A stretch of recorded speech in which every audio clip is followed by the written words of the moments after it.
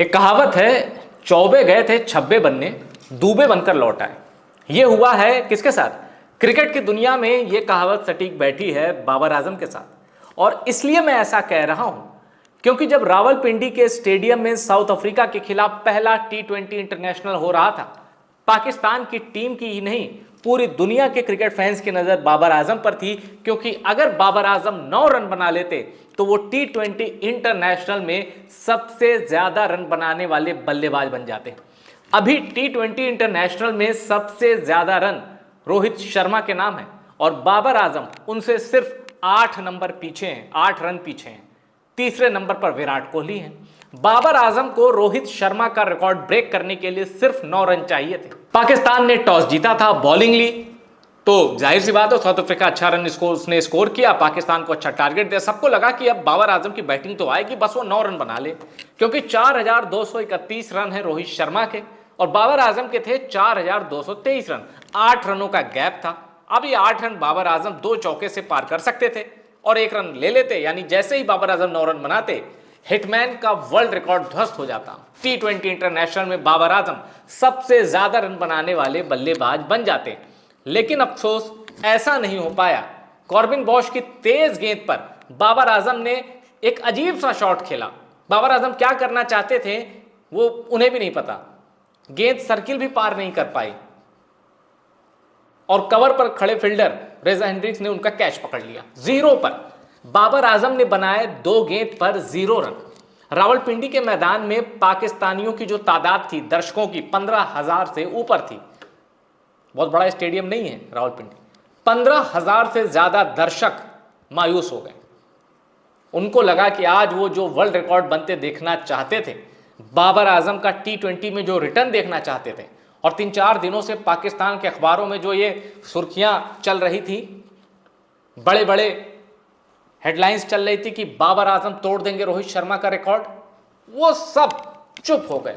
440 volt का झटका दे दिया कॉर्बिन बॉश ने। और सोचिए, बाबर आजम ये रिकॉर्ड तब तोड़ रहे हैं जब रोहित शर्मा और विराट कोहली T20 फॉर्मेट को अलविदा कह चुके हैं। यानी बाबर आजम, देखिए आज नहीं तो कल ये रिकॉर्ड तोड़ना है। 9 रन चाहिए। अभी साउथ अफ्रीका का पहला ही T20 हुआ है, आगे भी बाबर आजम खेलेंगे। पर अगर बाकी के मैचेस में भी बाबर आजम के बल्ले से रन नहीं निकला तो उनका T20 करियर भी खत्म हो जाएगा। और जैसे वो था ना कि डॉन ब्रैडमैन को आखिरी टेस्ट में 100 का एवरेज चाहने के लिए, 100 का एवरेज पूरा करने के लिए इतने रन चाहिए थे तो डक पे आउट हो गए। बाबर आजम भी अगर अगले T20 मैचेस में जो साउथ अफ्रीका के अगेंस्ट होने हैं, पाकिस्तान के अंदर होने हैं, अगर बाबर आजम 9 रन नहीं बना पाए तो वो T20 में कभी दिखेंगे भी नहीं। हाँ, ये अलग बात है कि कोई पाकिस्तान का टूर जिम्बाब्वे का होगा तो उसमें बाबर आजम को भर लिया जाएगा, क्योंकि बाबर आजम ने अगर 4223 रन ठोके हैं T20 इंटरनेशनल में, तो जरा यह भी देखना होगा कि कितने रन उनके जिम्बाब्वे के खिलाफ हैं। और भारत में क्या होता है कि अगर जिम्बाब्वे का टूर हो रहा है तो भारत के सीनियर प्लेयर को रेस्ट दे दिया जाता है। जाओ भाई तिलक वर्मा रन मार के आओ, जाओ यशस्वी जायसवाल, जाओ रिंकू सिंह, जितनी यंग ब्रिगेड है उनको भेज दिया जाता है। बाबर आजम का 0 पर आउट होना, अच्छा जब मैं ये वीडियो कर रहा हूं तो ऐसी मुझे कोई खुशी नहीं है कि बाबर आजम 0 पर आउट हो गए। भाई बाबर आजम एक बेमिसाल बैट्समैन है जिनकी तारीफ सुनील गावस्कर कर चुके हैं, तो मैं कौन नाचीज होता हूं कि बाबर आजम की बैटिंग स्किल पर सवाल उठाऊं। लेकिन उन पर इतना प्रेशर ठोक दिया गया है ना, इतना प्रेशर बाबर आजम पर कि भाई आपको टीम से बाहर निकाला, फिर टीम में लाए तो ये था कि परफॉर्म करो, नहीं तो फिर बाहर हो जाओगे। बाबर आजम प्रेशर में अच्छा खेलने वाला बैट्समैन नहीं है। अगर होते तो हमें अभी तक नतीजे दिख जाते, और चेज मास्टर भी नहीं है। मैं ये वीडियो इसलिए कर रहा हूं क्योंकि बाबर आजम कहीं से भी विराट कोहली के इर्द गिर्द नहीं है।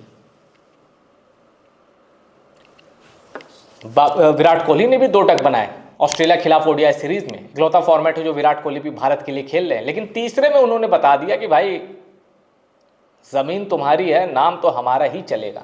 बाबर आजम अपनी ही जमीन में अपना नाम बचाने में असफल हुए और तुलना होती है उनकी विराट कोहली से। ये तुलना ही गलत है। बाबर आजम खुद बार बार बताते हैं कि भाई, बाबर आजम का बल्ला भी बताता है कि मेरी तुलना विराट कोहली से मत किया करो। हो भी नहीं सकती बाबर आजम की तुलना विराट कोहली से। बाबर आजम अच्छे बल्लेबाज हैं, फिर कह रहा हूं बहुत अच्छे बल्लेबाज हैं, इस पर भी मैं सहमत हूं, पर विराट कोहली से श्रेष्ठ हैं नहीं, किसी कीमत पर नहीं। और शायद इसीलिए बाबर आजम को जब T20 इंटरनेशनल से बाहर किया गया, एशिया कप के लिए जो पाकिस्तान ने अपनी टीम बनी थी, तो किसी फैन ने बहुत ज्यादा विरोध नहीं किया। हाँ, रिजवान के ना होने पर लोगों ने कहा था कि यार रिजवान को तो होना चाहिए था, पर बाबर आजम के बाहर होने से बहुत कम फैन निराश थे। शाहीन शाह अफरीदी की गेंद पर बाबर आजम ने एक आसान सा कैच भी छोड़ा, शायद ग्राहम लिंडे का कैच था शायद। तो बाबर आजम की फिटनेस पर भी सवाल है, क्योंकि वो गेंद तक बहुत अच्छे से पहुंच नहीं पाए थे, पहुंच भी गए थे तो वो स्लाइड मारने के चक्कर में थोड़े से दिक्कत उनको हुई थी।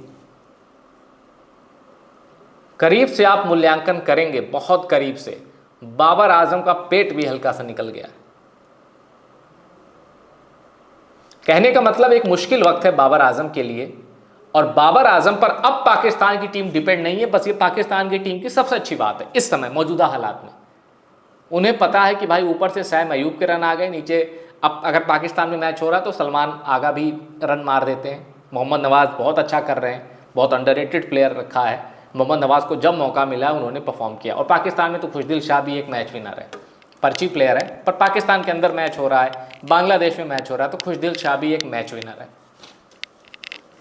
क्रिकेट का लेवल ही ऐसा कर दिया है, इतना लो।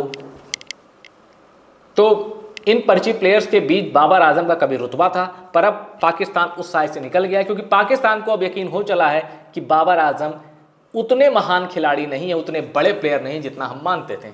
अगर होते तो T20 से किसी की दम नहीं थी कि बाबर आजम को निकाल पाए। बाबर आजम रिजल्ट नहीं डिलीवर कर पाए, और अपनी परफॉर्मेंस से वो बार बार ये साबित कर रहे हैं कि सिलेक्शन कमेटी का फैसला सही है, I am not fit for T20 cricket.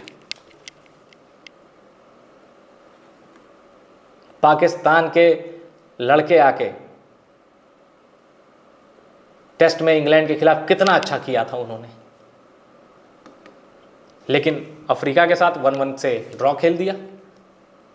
Babar Azam के रहते कैसे हार गई पाकिस्तान अपने ही देश में, ये सवाल पूछा जाना चाहिए, क्योंकि टेस्ट तो वो फॉर्मेट है जो बाबर आजम के लिए मोस्ट सूटेबल है। खेलो आप अपने शैली से, खेलो आप अपने स्टाइल से। पर बाबर आजम का ये जो T20 करियर है वो मुझे खतरे में दिखाई दे रहा है, और अगले 2 मैचेस साउथ अफ्रीका के खिलाफ बहुत महत्वपूर्ण है, वरना बाबर आजम का T20 करियर खत्म हो सकता है। और वो बहस भी खत्म हो जाएगी कि बाबर और विराट में कौन बेस्ट है। समय के साथ सबको जवाब मिल रहा है। इस रिपोर्ट में इतना ही। रिपोर्ट पसंद आए इसको शेयर करिएगा और चैनल को सब्सक्राइब जरूर करिएगा।